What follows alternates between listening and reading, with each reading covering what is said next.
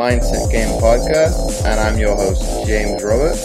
Before we get started with this week's show, first off, let me take this opportunity to welcome back the regular listeners.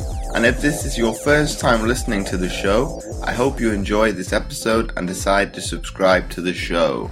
And on today's show, I've got Ryan Jenkins. He's a 12-time Welsh national champion, 2-time national British champion, and holds a gold, silver and bronze from the Commonwealth Games. So welcome to the show, Ryan. Thank you for having me on. So obviously I've had the opportunity to meet you beforehand and to sample your exploits of table tennis. But for the listeners that haven't had a chance to meet you, can you kind of divulge how you got into table tennis in the first place? Yeah, first started when I was 7 at Astrid won the Boys and Girls Club. And that was a chance for me to try all different sports. Obviously football, darts, table tennis, pool, a wide range of sports I was able to try out. And from there, sort of table tennis grabbed me. Obviously I was good at it, which was helpful. But yeah, I had this sort of ability just to hit that ball in different ways and progress quite fast compared to some of the other sports. And before I knew it, I was in the Welsh squad and things sort of progressed out of hand, and here we are. But Ryan, some might, obviously, the British listeners would be intrigued to see that obviously you are South Walian. How come you didn't go down maybe the route of picking up a rugby ball as well? It got to the age of like sort of 13, 14 when I played rugby and football at school and from local clubs. Cardiff City were looking at me with the football. They were asking me to come down for some trials. I was doing quite well at the football. But table tennis sort of was a different option. Obviously not as glamorous for many people. Obviously not the rewards that youngsters sometimes look towards. But my dad was quite inspirational in helping me decide, my future and how many people go down the route of the bigger sports like football and rugby and don't succeed. And with table tennis, I was succeeding. I was 14. I was in the Welsh senior team, just about to do my GCSEs and then go off to China to play the World Championships. So I was getting quite high in the game already at a 14-year-old. And yeah, I sort of took the chance of going to a lesser minority sport and trying to succeed rather than maybe one of the biggest sports and not succeeding. But what, in terms of that, Ryan, what are kind of some of the limiting factors that you've had to overcome as an athlete in table tennis against the likes of, say, the Asians? Yeah, coaching in Britain is obviously at a disadvantage compared to the Chinese, Japanese, Koreans. I mean, table tennis is everywhere there. I've been there many times coaching and practicing. And it's in most schools. It's in every street corner. People are playing the game all the time. It's in the culture, just like rugby is in New Zealand, soccer is in Brazil, and it's part of the culture there. So in Britain, it's not. It's very much a hobby sport. People play on holidays. People playing in the garages at home. So it's overcoming those factors of trying to break the mold and break the barriers that are there for you. And yeah, I sort of done that myself. Even though I didn't hit the top 10 in the world, I got to 170 in the world, which is obviously quite the way off, the top players in the world. But still, I was on the world circuit and winning Commonwealth medals, but not quite doing it at the top of the game. But that was obviously through different factors growing up. But if we take a step back now, Ryan, and talk about, obviously, you were saying that you were already in the senior squad and doing your GCSEs, what were kind of the limiting factors at that time, obviously balancing your education, but also having to compete at a high level in sport? Yeah, I was never great in school. That came to me later on. I went to university afterwards and as a 23-year-old. So I was never really interested in getting the qualifications, even though now with children myself and with obviously the young players in Wales, I do get them to look at their education as well as sport. But I was just solely focused on being a sports person. Table tennis, sort of just got out of control, really. I was practicing every day. But yeah, the limitations is who to practice with, because I was a little bit ahead of my time So I had to search out some of the senior players to practice with. I had to get my dad to drive me to Bristol, to Plymouth, up to Nottingham, and practice with the best in England. And I had to do that little bit extra, really, and that's dedication for myself, but also my family. They put a lot into it. And obviously, after myself, my brother came through the pathway as well, and we both were in the team that won medals in the Commonwealth for Wales. But from an outside perspective, Ryan, do you think it is maybe an athlete's kind of perception that we are single-minded and obviously driven, but obviously from being an athlete myself, you've got to have that backing from the family, and as you attested to there, you've got to have them 100% committed into you achieving, because like you said, that you've got thousands of miles to cover just for training. Yeah, there's not many players that I've seen in table tennis. I can't really speak for other sports, but in table tennis, there's not many players who have made it big. I say make it big on the world stage without parental support at some stage. My dad used to do a night shift. He works in Fords in Bridgend, done his night shift. He used to come home at 7 a.m, and 8 o'clock we'd be off somewhere, and he'd have to sleep in the car while I was competing in the tournament, which was usually in England, or could have been Scotland, or sometimes even in Europe. So, that sort of dedication. I say my dad because he was the driver, but my mother was there, there's feeding us, make sure we get to sleep on time. And so as a whole team, the backing was there. And that's always easier. It takes a little bit of burden off yourself as a competitor just to focus on competing, because all the trimmings around travelling and getting places is all taken care of by your parents. And now that you've kind of gone into coaching as well, what is kind of your aspirations for the sport going forward? Do you see it has a chance to, in terms of it as a sport itself, do you see Britain ever catching up with the bigger nations, or do you think it's got to maybe just fine-tune itself and probably mix and match with, say, countries of similar standard? I think we are making strides towards China, who are the best table tennis nation. Germany are almost there, and England are just behind Germany. And as a British team, we only come together every 4 years. Obviously, for the Olympics, we don't come together any other time. And the last Olympics, there were 3 English players in the team. So we've got to try and break that mould. And we have done in the past. There has been Welsh players amongst the British team. And they finished third in the recent World Cup held in London last week. So they're almost there. They can compete with all the other nations, but China is that little bit ahead of everyone else in the world. So, with China having millions and millions of players compared to Britain, who've got, thousands of players, there's a big gap there. But if we only need 3 good players to come together at the same time. So it depends on the generation.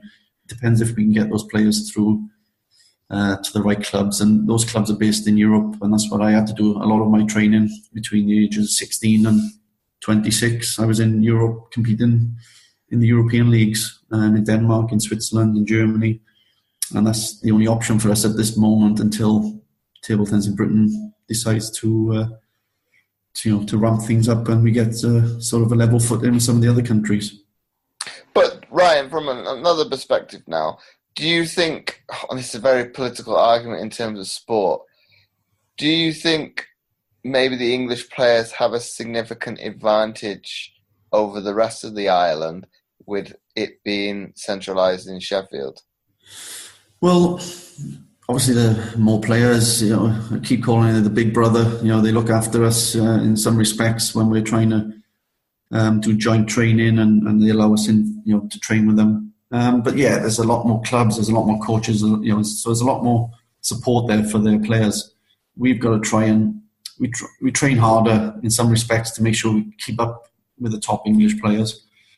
And we can do it every now and again. We get the player from Wales coming through to match the English standard. Like, we've got a 11-year-old at the moment, a young girl called Anna Hersey, who's going to the Commonwealth Games, and she's European champion for her age, and she's she can beat the top English 18 and 20-year-olds. So It does happen. It doesn't happen very often, but we can compete on a British level. But yeah, it's few and far between, unfortunately. But what could Wales possibly implement would it be a case of replicating what England has done, or maybe going a step further? Obviously, the Chinese model probably wouldn't work because, like you said, the player development and recruitment, and obviously just having access to that amount of people isn't there. But what could they do to be able to ramp it up that we are then competing at World, obviously Olympic level? I think the club structure in Great Britain needs to improve because all the best British players go abroad to earn money, to get a living, but also for the practice and the culture. It's seen as a more important sport in leagues like Germany and Belgium, and that's why I played last year in Belgium. And the club then is able to tap into the community, get lots of sponsors, there's lots of members, they can pay the players. But yeah, we do it in Britain, but it's on a very, it's on a lower level. There's not much money. Obviously, if players play the British League, they don't get money to do that. It's just for progress with a game. So yeah, it's not all about money. I realise that, but players have to live. You've got to try and make a living if you want to be a professional sportsman. So you have to, at the moment, the best, the top 3 English guys who I spoke about earlier, all live abroad and compete in leagues on the continent. But then, Ryan, the argument to that would be you say money is not the be-all and end of it for sport, but then you could argue, in essence, if we say single out China as an example, because they've got that amount of people, you could say it was state-funded. In a way, it probably is. I wouldn't know, but they are probably in a way doing that for their players. Yeah, what they got in China is so cutthroat there, where if a player moves up the ranks from city to regional to national, they get obviously money depending on where they are in the game. So the family are pushing the player forward as much as they can. So if they don't train hard, they're out. I was in Shanghai in October, and if anyone fell below the expectation of the way they trained, you didn't see them the following day. So it's very, very brutal. But yeah, it works because there's another 100 people waiting for that one spot that's just been vacated. So there's not that level of importance in Britain with table tennis.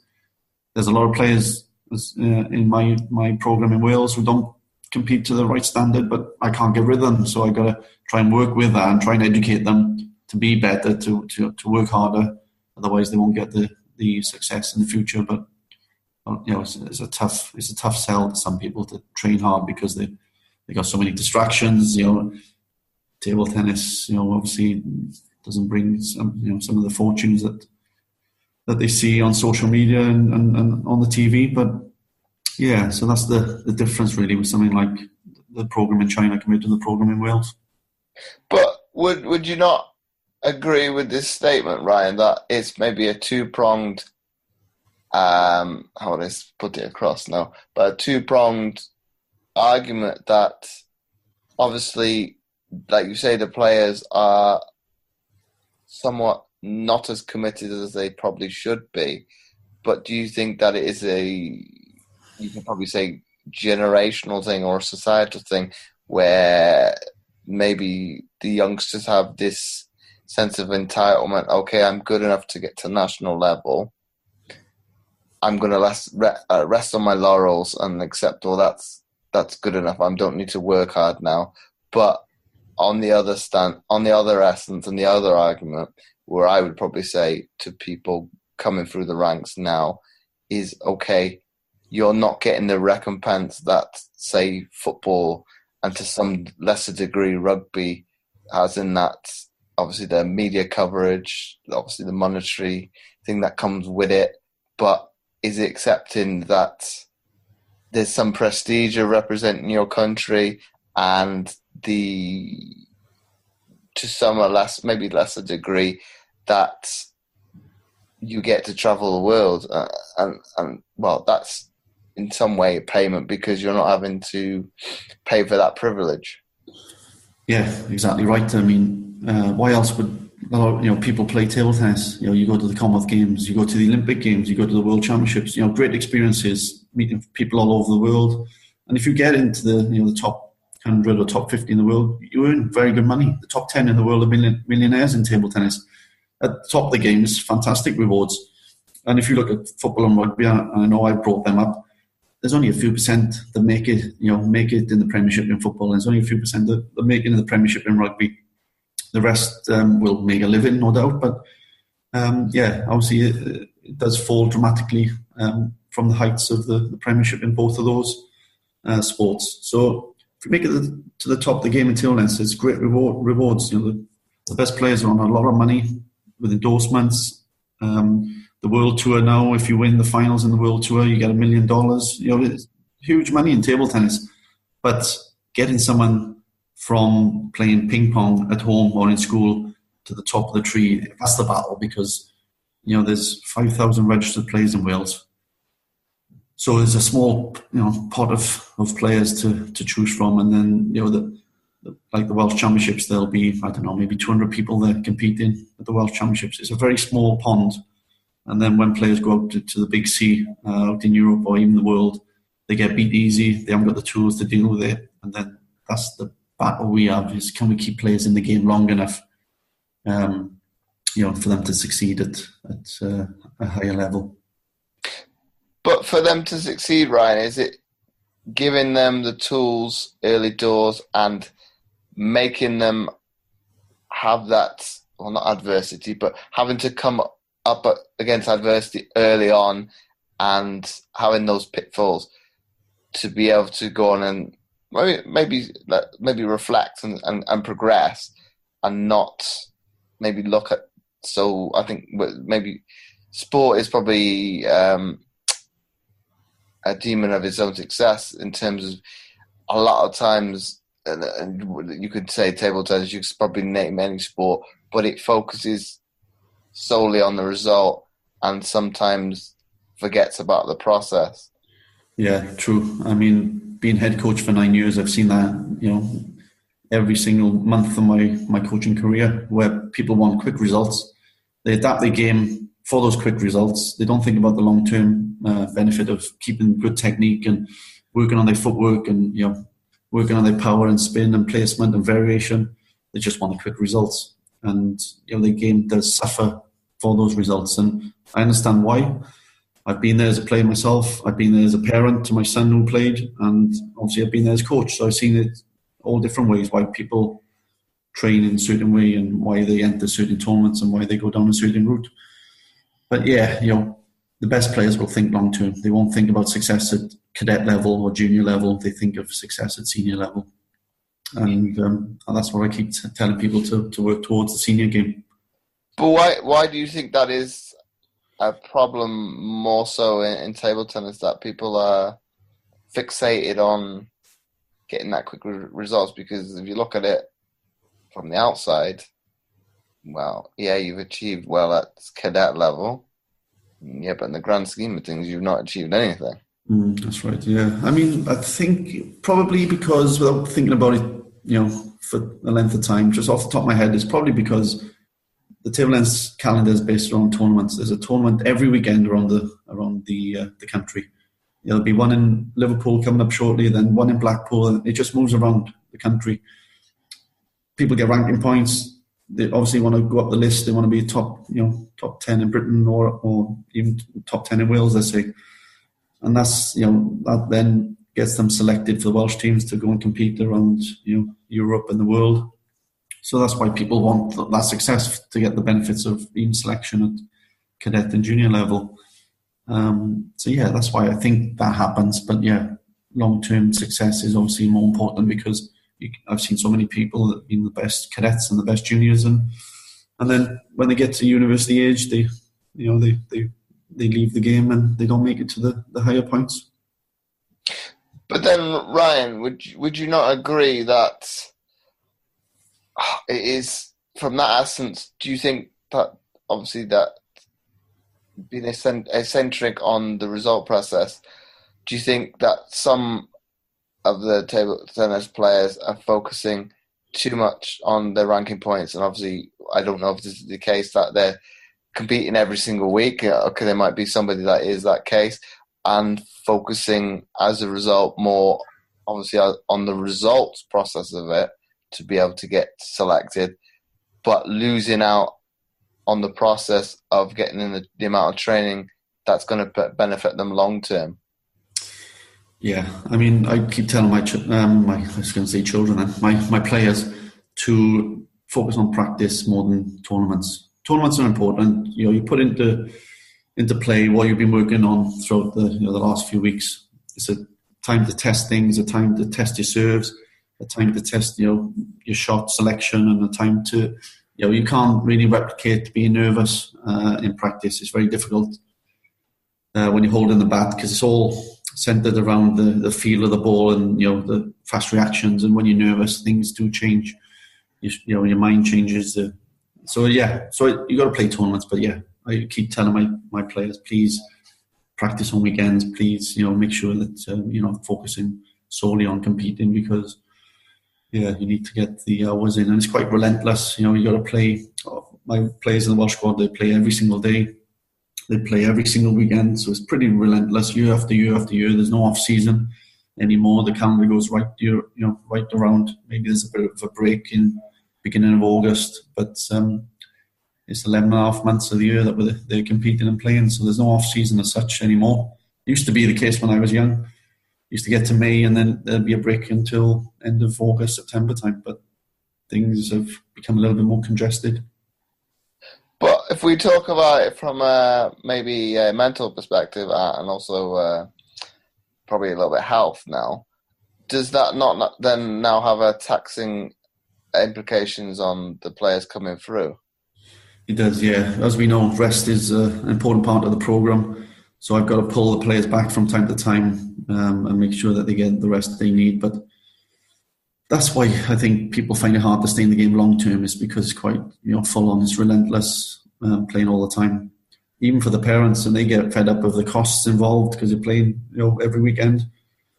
So yeah, we try and take that burden off them by trying to give them grants and sponsorships through the governing body, but that's only to the top few players in each category. Otherwise, you got to do it yourself, and that's why the drop off happens. And equipment's getting it more expensive. A bat with 2 rubbers on these days costs about £200. So things are getting more expensive, each and every year.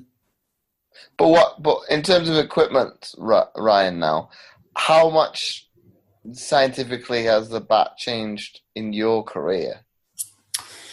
Yeah, there's not a great deal in my career. It's a wooden blade. You got a red rubber and black rubber.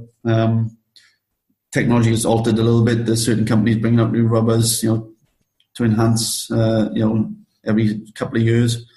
But yeah, it's there's a lot of combinations. You got some with pimples, some without pimples. There's different variations. You can have attackers and defenders. So good players can play all those styles. But yeah, I see the price increase because for me, when I was younger, a bat would probably cost about £30-40. But yeah, it's probably about £200 to £400 these days. So yeah, it's quite expensive. And the kids, they want a racket, and then they want a spare racket, and they break bats. If you hit the table, you break a bat. If you throw, people are more aggressive these days, and they lose their cool quite easy. So bats fly left, right, and centre. So it can be expensive for parents. But from that respect, Ryan, with people breaking equipment, do you think it's because, and this is maybe I've never seen it, be it from an Olympic standpoint, watching table tennis, anybody break equipment. But do you think it's because the youngsters obviously are more hot-headed, but they see it, or you could call it their cousin, tennis players breaking rackets left, right, and centre. Obviously, those players have money. They sponsored their whim, so that replacing a tennis racket is no big deal. But do you think it's because they see it commonplace on television, athletes doing things like that, I'll do it, and not think of the consequences of obviously the price of equipment?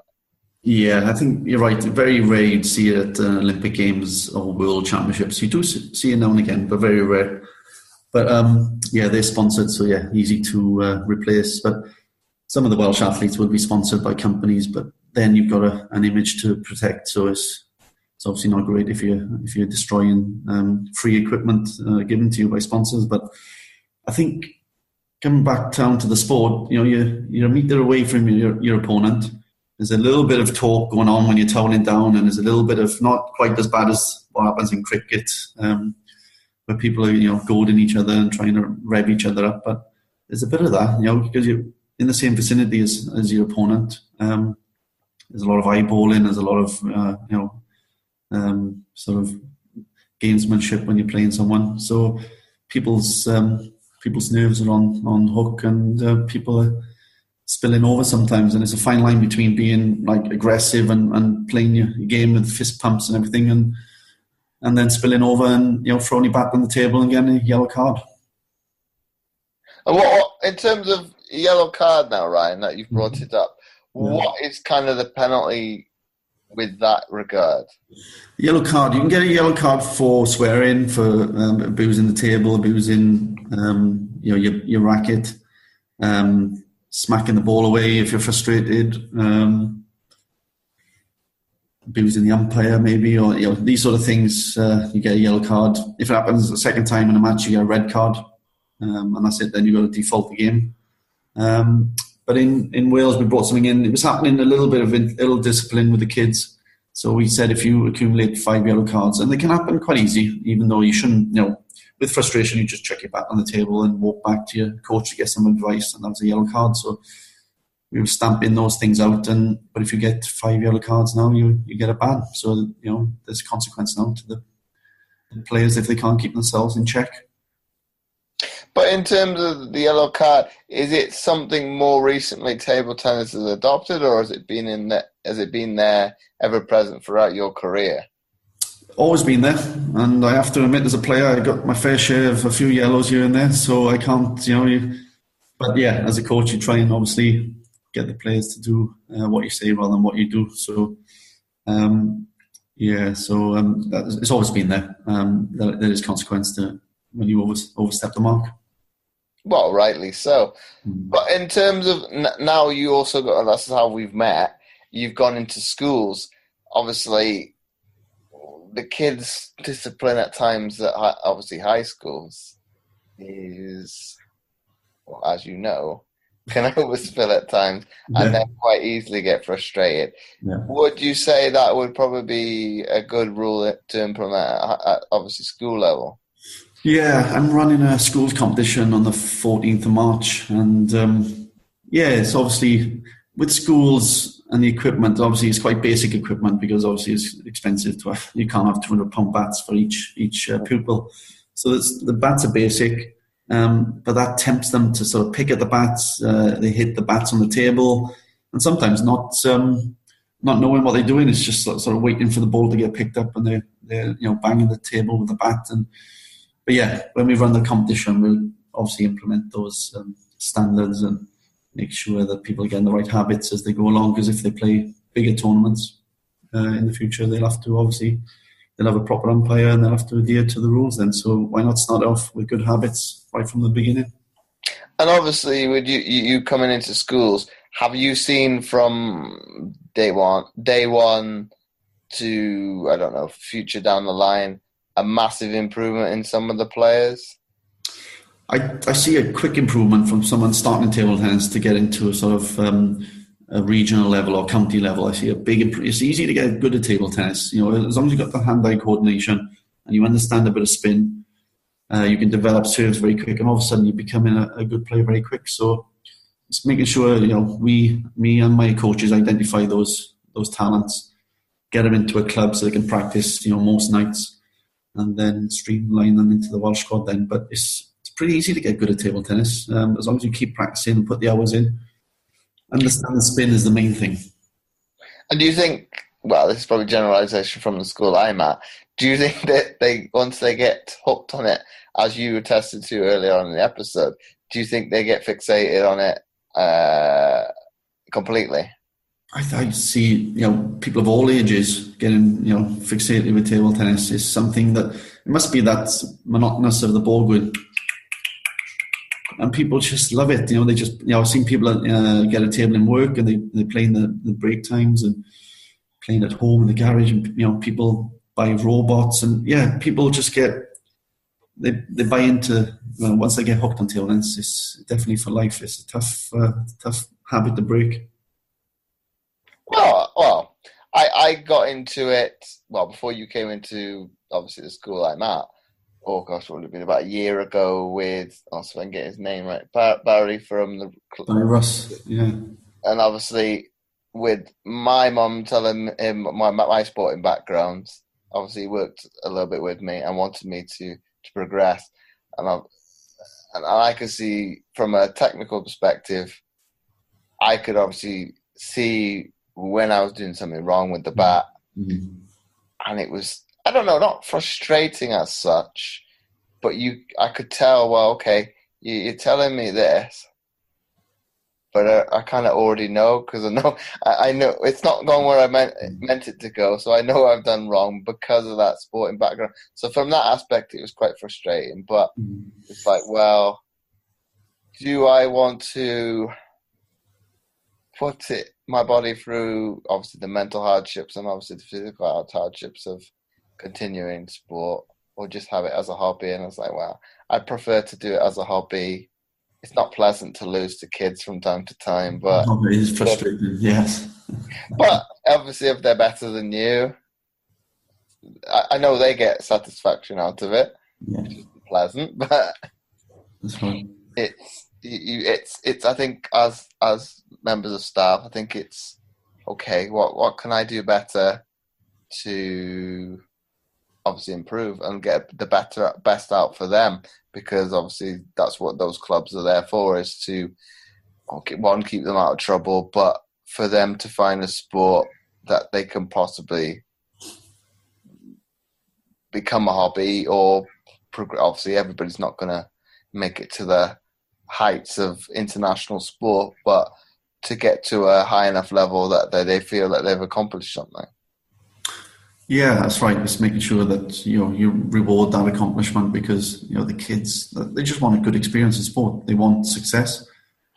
Coming into the schools, I see a variety of degree of what success is, and that could be just beating your friend, or beating your teacher, and it's great seeing someone's face light up when they've completed a task that you've asked them to do. Is fantastic, and that's why I go into schools, not only to find the next, maybe Welsh champion, but it's to make sure that everyone has a great experience of playing. And that could be just hitting 10 forehands or 10 backhands in a row, or it could be learning to put spin on the ball. And once table tennis is quite simple. It's easy to know when you've made a mistake and when you made a good shot.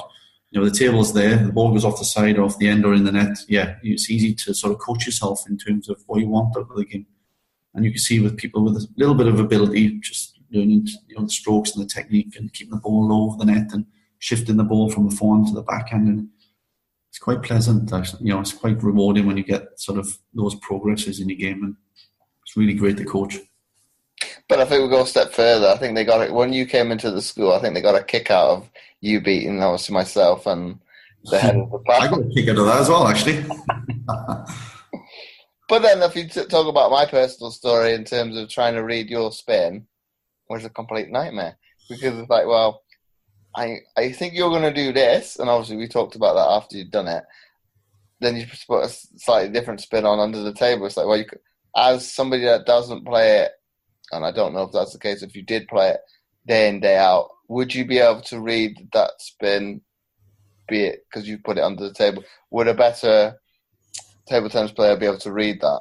Yeah, they would. Yeah, I would play someone of my same standard, and we don't even think about it. It's just ingrained when to play the right shot. It's all instinct, because, like I said, you're standing a meter away from someone, ball's coming at you 100 miles an hour, but it's all trained. It's all reflexes. It's all ingrained in the hours and hours of training. Top level table tennis players will train 6 hours every day. 3 hours in the morning, then a break, and then 3 hours in the afternoon. Then try and do some gym work or core stability or whatever it may be, then surrounding that.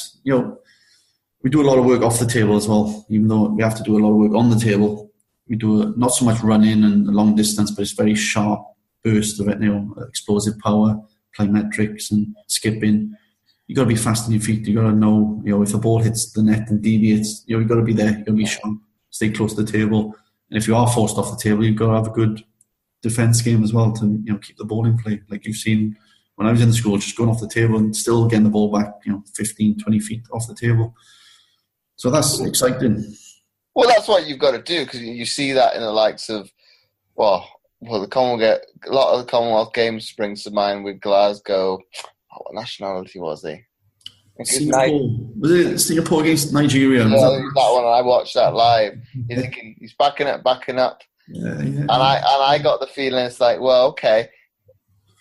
All he's got to do is keep it back on the table. I know. And you could see, I think the Singaporean one is probably getting more and more frustrated. So hitting it hard and hard. And obviously, he ended up making the mistake. But I think as an athlete, you're on the back foot. That's what generally you've got to do, is just put it back on the table. Stay in the point, stay in the point. I keep telling the youngsters, you don't always have to win points, but don't lose points. Test your opponent, keep that ball in play. You can't win a point if you make mistakes, so don't make mistakes and keep that ball in play as much as you can. And a lot of people think I got to win points, and the aggressive looking to win points, but they make a lot of errors. There's a small bat, even smaller ball, small table. The angles are quite acute, and there's a net there to stop you from smacking that ball as hard as you want. You got to place it. You got to spin the ball in the right place, and obviously the higher you get in the world game, those margins become a little bit more improved every time, because the players hitting the ball harder. They got more power. The shots are stronger and a lot more spin on the ball. But would it come down to temperament then in the end for that then? Discipline, concentration, making sure you hit the right shot at the right times. It's very much, playing the right ball at the right time.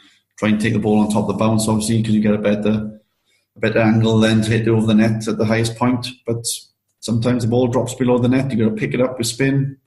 So a lot with wrist, a lot with the forearm and shoulder power. But you don't get many injuries in table tennis, but they're more repetitive injuries, shoulder strains and hip flexors and ankles and wrists, because you're hitting that ball all the time. Even though it's not a heavy ball, the body has to work from the right leg to the left leg if you're right-handed, or left leg to the right leg if you're left-handed, and you've got to make sure you're transferring the weight and getting maximum power on the ball. So it's a lot of repetition. But then, as well as that, Ryan, do you think that, obviously we're coming back to the youngsters now, obviously the flight of the ball at times can be problematic for them because they don't understand, you could say the physics and the geometry to some extent of what the ball's going to do. And obviously, do you think when they start off at the beginning, they're less inclined to obviously hit the ball, obviously, as you say, at its peak, as opposed to letting it drop lower and obviously making the shot more difficult? Yeah, it comes with practice, obviously knowing how hard to hit it and when to hit it, and the angles concerned with that. But it's can be frustrating if you can't get it right. A lot of practice is needed, and obviously people are not willing sometimes to put in the practice. So it takes a bit of coaching, and that's what I'm there for. Make sure I'm coaching in the right way and for players to get the best benefit and improve as fast as they can then. But coaching there's not a lot of coaching expertise in table tennis in Wales, but we're trying to, roll that out a little bit more and get more people on our leaders courses and our level 1, 2s and 3s. And I'm level 4 now, so I've gone right through to the top. But it's nice to mentor coaches, which is what I'm doing as well with the UKCC program. As a level 4 coach, I'm able to mentor level 3 coaches. So I passed 2 through the system already. I've got another 2 this year to pass through. So I like giving back because so many people give to me in my career, and it's so important to me to give back to school children, to other coaches, and if anyone wants to call me up and talk about table tennis, I'm always available because I've had so much help from various people over the years. And do you think, in terms of, this is probably not an easy question to answer now, the style of coaching, how you deliver it now, do you think it's changed from year 1 to year 9? Oh yeah, definitely, 100%. Year one, I would be tell, because I just finished, playing myself. I was quite frustrated in not being able to, or I wanted people to play the way I played because it was all fresh in my mind. This is how you hit the forehand, this is how you do this. And I was trying to transfer that to my players early on. Quickly realised that everyone's individual. Players are not going to play the same way as me. I got to make sure I coach to their strengths, not just try and get them to play in a certain way. And now 9 years down the road, I ask a lot more questions. I ask them for what they're feeling and what they're thinking and why they played a certain shot. Sometimes I don't coach at all because I let them work it out for themselves, because it's very easy just to tell people this is the way to do it. And as you know, that's not the way to always learn in the best way. Sometimes there's a place for that. You've got to tell someone when they're doing something wrong, but you've got to let them grow. And quite often I'm there in a tournament, but I'm not right there coaching them. I look from a distance and then talk about it afterwards. So my coaching style has changed hugely going through the coaching qualifications to level 4, where it's more, you want to become made redundant, and that's the end game. If someone's good enough without me, I've done my job. But then, do you not think, this is not probably also not an easy question to answer, do you think sometimes athletes don't become good coaches because we think we know best? Yeah. And there's an element of that in myself. I think I know it all at times. But the other part of me, which is the coaching part of me, is ready to learn more always, and is always thinking about how I could have improved that session or that match that my players just lost. What things I said, because in table tennis you've only got a minute to deliver information between sets. Obviously you've got time before the match where you work out the opponent's tactics, but during the match you've got 1 minute. They come back for some advice, and you've got to deliver the important points during that 1 minute. And if you get it wrong, then you could do more harm sometimes than good if you say the wrong things or deliver what you're saying in the wrong way. I think that's vital, that as a coach you've got to deliver your points in the right way and reinforce maybe 2 or 3 points rather than spit out 10 different things they need to do, because obviously it's overload and you say too much and nothing goes in at all. But in terms of, say now from analysis standpoint now, Ryan, would this be the case with table tennis with other ball sports, tennis, volleyball? Would there be an essence of video analysis of games, and obviously you can then as a coach and also the player look back on different facets of the game on where, and obviously sit down with them and say, well, why did you pick that shot as opposed to another? Is that the case with table tennis, and how low down would that system be implemented at? Yeah, there is a lot of video analysis. It is quite formal in some ways with Dartfish and different software that we use, but even the basics of getting the players to film their match and watching it back with them. And a lot of youngsters will play cross court quite often because that's the easier shot. There's obviously the diagonal there's more space there than going down the line. So little things like that, finding out where they're serving. Are they serving short the forehand? Are they serving short the backhand? Are they serving long too often? And these sort of little things that we work with them. And we always get our players to film their matches and watch them back, but very time consuming. But it's got to be done if you want to pick up those little points, and those little points all add up to big gains at the end. Well, I think the higher you go up, it's less time consuming because there's somebody in place to do the analysis, and they can break it down. So they end up spending hours on end breaking down, hours of game film into minutes. Yeah. Well, if you play a tournament in table tennis, you can play up to sort of like 15 to 20 matches in a weekend. So to watch all them back is impossible, but pick out some games that you knew you were doing things wrong. That I was discussing with a player, for instance, you're playing your backhand across all the time.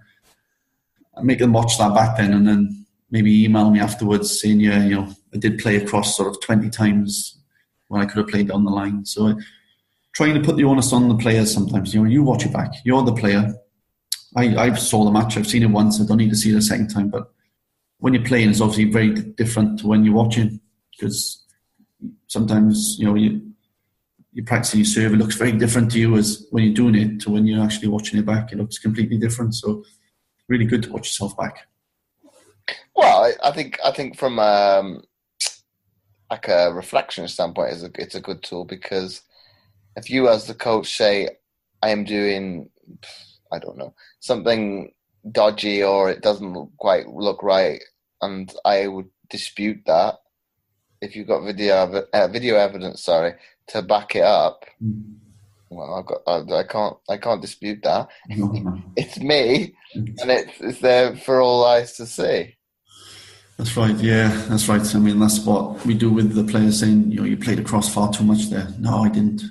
I said, you did. Go and watch back, go and watch it. And just even something simple like how many times I played across compared to down the line. And then, that's right. If the evidence is there, it's there.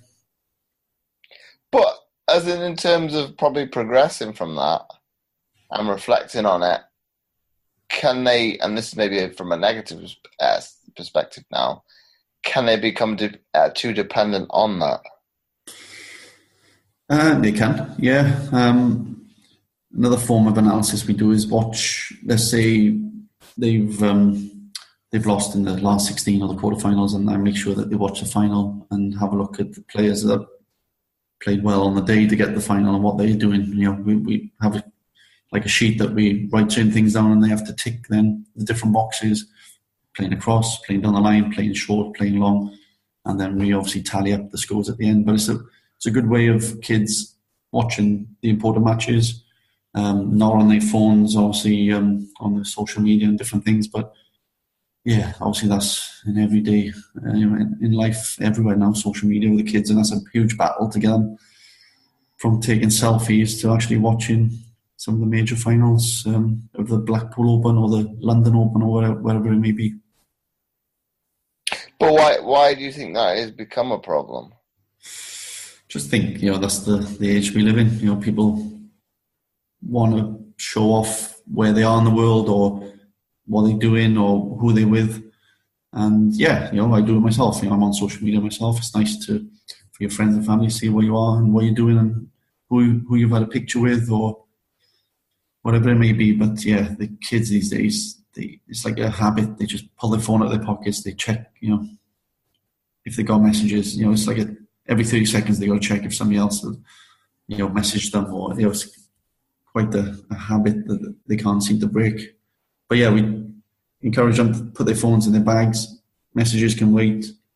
Updates or tweets or posts can wait, and they'll all be there when they check their phones in a few hours' time. Well, that's the argument that they don't get sometimes. It's like, well, like you say, it's not going anywhere. No, it's still be there. That's right. They don't delete if you don't read them. So, but it's a challenge. It's definitely a challenge because people like letting people know exactly at that time what they're doing. It's very hard for them to wait for a couple of hours before they post or tweet. Well, it's from an athlete perspective, you probably could agree with this a little bit because it was very much in its infancy. Facebook, Twitter, or Instagram. Probably I've already retired by then, but it was not as significant as it is now. So it's like, well, you might have sent an email, but you wouldn't dare do it. No, I wouldn't say dare do it at a venue, but your family, you're there anyway. So that's right. Yeah, I mean, you're probably going to be there as well if it's a major event. That's right. News these days is instant. People want to know instantly what's happening. And if we decide, Tennis Wales decide one day that we don't put updates of a certain tournament, for an example, the Newport Open, and it's outraged because people want to know exactly what's going on, and they don't want to wait for the report on the website afterwards. They want to know up to date what's happening because that's the way that's the way it's traveling now. So. But I used to put my phone, as a player, I used to put my phone in my bag, turn it off, and I'd put it on the trip home late on Sunday and pick up all messages. So I didn't have that problem, fortunately. But times change and you have to move with them. But then the argument that people want stuff on up to date, Well, that's very much venue dependent. We could argue weather as well. There's all factors that could be that it's impossible to be able to get it up instantaneously. So it's a bit of a maybe, okay, it's the society that we live in that we want it now. But in some cases, that's not always possible. That's right. It's not always possible, but well, it's when you're successful. People like obviously letting everyone else know that they've won a gold medal or a title or whatever it may be. But people.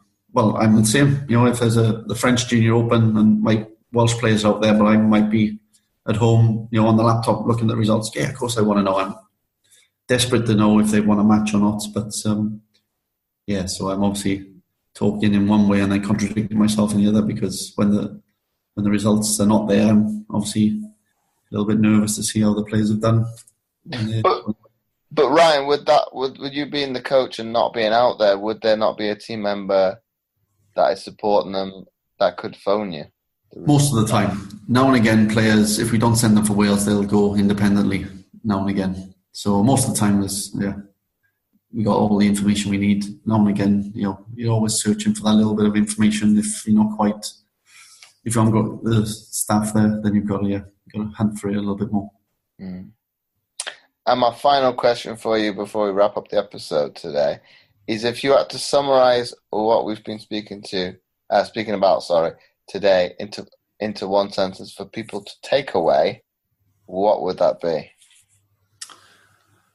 I would say that table tennis is a fantastic sport. Like any other sport, it's got its positives, it's got its negatives. If you try it and enjoy it, there are places where you can improve. And I hope whoever's listening to this and you're eager enough and willing enough to put in the hard work, I hope to see you. And I hope to be in your corner one day coaching you to a world title. That would be fantastic. So once again, Ryan, thanks for coming on the Mindset Game podcast. No problem. Anytime. Maybe I'll visit again after the Commonwealth Games, and we'll have a review and an update. Okay, I look forward to it. Thank you, James. Thank you. And before I forget, I would really appreciate it if you would be so kind as to leave a short written review, as it helps to get the podcast more notoriety, and it would be more visible in future to others, and thus helping more people, which my guests and I are all about. Once again, thanks for listening, and I'll catch you next time for another episode of the Mindset Game podcast.